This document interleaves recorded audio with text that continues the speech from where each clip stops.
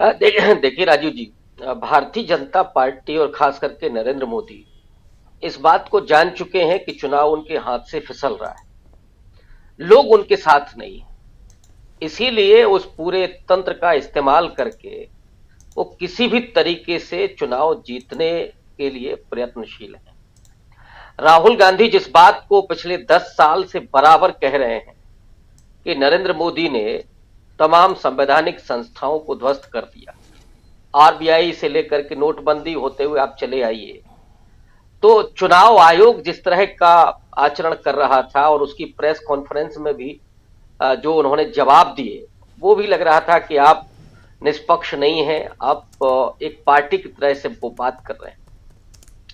अब ये जो अकाउंट फ्रीज करने का मसला है, ये एक तो कांग्रेस पार्टी पर जो आरोप है, और मुझे हंसी आ रही इस बात के लिए कि ये मामला पुराना है, मोतीलाल बोरा के समय का है और शायद सीताराम केसरी के समय का है। उस पर एक्शन आज लिया जा रहा है, और क्या किया जा रहा है? आपने अकाउंट फ्रीज कर दिया, इतना बड़ा जुर्माना आपने लगा दिया एन चुनाव के वक्त। ये कार्रवाई दिखाती है कि नरेंद्र मोदी राहुल गांधी से कितना घबरा गए। राहुल गांधी पर आपने जो जो किया, लाखों करोड़ रुपया खर्च करके उनकी छवि को, और आज भी नरेंद्र मोदी बहुत हास्यास्पद ढंग से राहुल गांधी पर प्रहार करते हैं। राजनीति में आलोचना करना मैं समझता हूं ये उसका पार्ट है, लेकिन आलोचना आप किस बुनियाद पर कर रहे हैं? सच पर कर रहे हैं, झूठ पर कर रहे हैं, और छवि को किस तरह से आप बिगाड़ने की कोशिश कर रहे हैं, ये लोगों की आंखों में आप धूल झोंक करके नहीं कर सकते। उस पूरे पूंजीवादी तंत्र का, उस दूरसंचार का, ये आईटी, इसका पूरा इस्तेमाल आपने जरूर किया, लेकिन वो कितने दिन टिकता है? आज अगर वो सच्चाइयां सामने आ गई हैं तो नरेंद्र मोदी घबराए हैं और इसीलिए अकाउंट फ्रीज हो रहे हैं। लेकिन मुझे ये लगता है कि इस देश की जनता ने मन बना लिया है और वो इस तानाशाही को अब नापसंद कर रही है, उसको इनकार कर रही है, और इसीलिए कांग्रेस पार्टी के साथ लोग खड़े हो रहे हैं।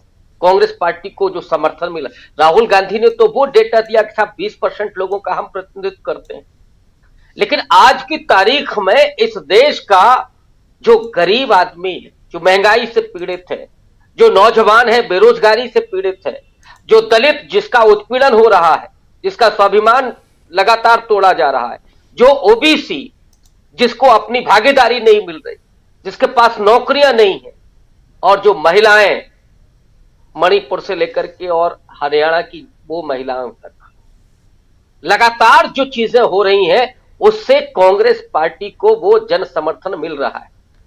राहुल गांधी से लोग उम्मीद कर रहे हैं। आज की तारीख में आप पूरे देश में सर्वे करा लीजिए कि अगर कोई तकलीफ किसी को हो और उससे पूछे कि साहब आपको उम्मीद किससे है, किस एक नेता से उम्मीद है, तो उसके जबान पर एक ही नाम आता है, हां ये हो सकता है कि वो समर्थन नरेंद्र मोदी का करता हो। कई बार ये भी मैंने पूछा है तो लोग कहेंगे नहीं, अब वोट तो हम बीजेपी को ही करेंगे क्योंकि वो उनके वो जो नफरत का कीड़ा है ना वो वहां तक घुसा हुआ है। लेकिन उम्मीद किससे है? राहुल गांधी से। ये एक बहुत बड़ा परिवर्तन है आज की तारीख में इस देश में, और इसीलिए मुझे लगता है कि राहुल गांधी वो विश्वसनीय आवाज के रूप में है। आज उनका आना ये दिखाता है कि कांग्रेस पार्टी पर जो आर्थिक संकट है, उस आर्थिक संकट को उबारने में खुद लोगों को खड़ा होना पड़ेगा, वरना ये सरकार तो उसको पूरी तरीके से तोड़ने पर आमादा है। और मैं समझता हूं कि जो उम्मीद लोगों को राहुल गांधी से है, उन लोगों को स्वतः खड़े हो जाना चाहिए कि आपको उस व्यक्ति को लेकर के आना है। आज जो नाउम्मीदी का दौर है, जो मुश्किल भरा दौर है, उससे उबारने के लिए आपको उस व्यक्ति के साथ खड़ा होना पड़ेगा, जैसे वो व्यक्ति आपके साथ चला, आपके साथ खड़ा रहा मुश्किल वक्त में भी। ये एक परीक्षा का समय है। ये जो चुनाव होने जा रहा है, ये सिर्फ पार्टियों का चुनाव नहीं है, ये मुझे लगता है कि नागरिकों की परीक्षा का सवाल है कि वो किसके साथ खड़े होते हैं, तानाशाह के साथ खड़े होते हैं या उस व्यक्ति के साथ खड़े होते हैं जो उनके लिए सड़क पर भी चल रहा है, जो उनके दुख में शामिल है, जो मणिपुर भी जाता है, जो व्यक्ति लोगों की महंगाई और बेरोजगारी का सवाल उठाता है, जो ओबीसी के जाति जनगणना का सवाल उठाता है। तो ये परीक्षा की घड़ी उन लोगों की है, और कांग्रेस पार्टी तो जो बात रख रही है वो बहुत तथ्यपरक और सत्य बातें कह रही है, लेकिन लोगों को गुमराह करने के लिए, भ्रम पैदा करने के लिए बीजेपी अभी भी नहीं मान रही है और आचार संहिता तक का उल्लंघन करने पर आमादा है। मुझे लगता है कि लोग कांग्रेस की इस परिस्थिति को समझेंगे और वो कहीं ना कहीं राहुल गांधी के भी साथ खड़े होते हुए दिखाई देंगे। जी बिल्कुल बिल्कुल, राहुल गांधी के साथ हो सकता है कि ये तमाम लोग जो परिस्थितियों को भांप रहे हैं। देखिए राजीव जी, तो बिल्कुल सामने दिख रहा है कि भारतीय जनता पार्टी के हालात ठीक नहीं है।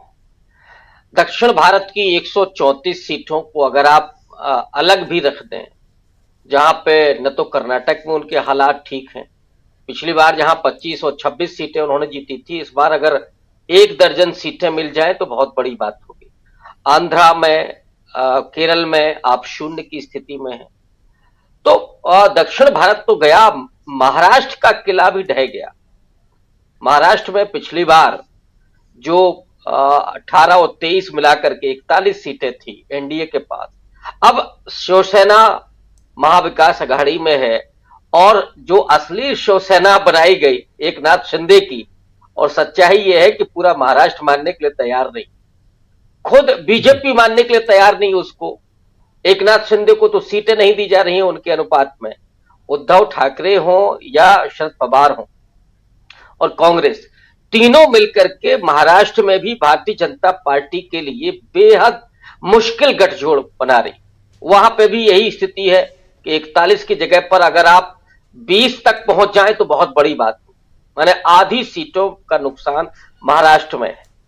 अब आप ऐसे ही एक एक करके राज्यों, बिहार में क्या है, बिहार में आप चिराग पासवान और नीतीश कुमार के बीच का जो 36 का आंकड़ा है उसको देख ही रहे हैं। तो कैसे चीजें होंगी, मुकेश सहनी खड़े होंगे इधर, चिराग पासवान के चाचा खड़े होंगे इंडिया अलायंस के साथ, तेजस्वी जैसा जो नौजवान नेता है वो जिस तरह से लोकप्रिय हो रहे हैं, वो स्थितियां बिहार में आप देख ही रहे हैं। तो बिहार में भी जो पिछला रिकॉर्ड था बीजेपी का वो भी नहीं होने जरा, आधी सीटों पर वहां आप सिमट रहे हैं। तो आप जीत कहां रहे? हम तो गुजरात को और सबको जोड़ ही नहीं रहे, चलिए वहां आप 100% सीटें लेकर के आएंगे, लेकिन उत्तर प्रदेश में भी पिछला प्रदर्शन आप दोहरा पाएंगे, इसकी कोई उम्मीद नहीं है। पिछली बार 62 और 2 64 सीटें थी बीजेपी के पास, एनडीए के पास। इस बार इंडिया अलायंस होने मात्र से स्थितियां कम से कम 3 दर्जन सीटों पर बीजेपी की अभी से कमजोर दिख रही है। और चीजें अगर थोड़ा और मजबूत होती हैं, और ये उत्तर प्रदेश है जहां पर बेरोजगारों का, नौजवानों का, ओबीसी का एक बड़ा आंदोलन चल रहा, लगातार चलता रहा। पुरानी पेंशन का मसला उत्तर प्रदेश में एक बड़े आंदोलन के रूप में खड़ा हुआ है, और ये वो प्रदेश है जहां पर कांशीराम ने जमीन को मजबूत किया था। तो वो ओबीसी और दलितों का इशू भी सामने आ रहा है। और साथ ही साथ मैं ये भी कहूंगा कि जो योगी बनाम अमित शाह चल रहा है उत्तर प्रदेश में, ये बीजेपी को अंदर से कमजोर कर रहा है। तो उत्तर प्रदेश में भी भारतीय जनता पार्टी पिछले रिकॉर्ड तक कभी नहीं पहुंच रही किसी भी कीमत पर। तब बीजेपी पहुंच कहां रही? जो उसका 370 पार और 400 पार का जो नारा है वो महज एक भ्रम है, लोगों की आंखों में धूल झोंकने के लिए। और इसीलिए लोग सच्चाई न देख पाए, लोग राहुल गांधी को न समझ पाए, लोग विपक्ष को मजबूत न देख पाए। तो आप ईडी की कहीं छापेमारी करिए, कहीं आप कुछ करिए, ये सब मीडिया मैनेजमेंट, हेडलाइन मैनेजमेंट चल रहा है। लेकिन मुझे लगता है कि अब आप लोगों की आंखों में धूल नहीं झोंक सकते।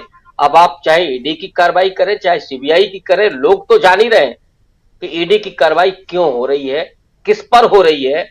अजीत पवार यहां आ गए तो कार्रवाई नहीं होगी, अशोक चौहान यहां आ गए तो कार्रवाई नहीं होगी। ये कौन कहेगा कि आप, ये लोकतंत्र का मजाक चल रहा है। लेकिन लोकतंत्र लोगों से बनता है, और लोग अगर खड़े हो गए जैसा दिख रहा है तो फिर तंत्र आपका कुछ नहीं करने वाला है। तंत्र आपके हाथ से भी निकल जाएगा अगर लोग इंडिया अलायंस के साथ खड़े हो गए। दो बहुत बड़ी खबर थी आज की, उसके अलावा सुप्रीम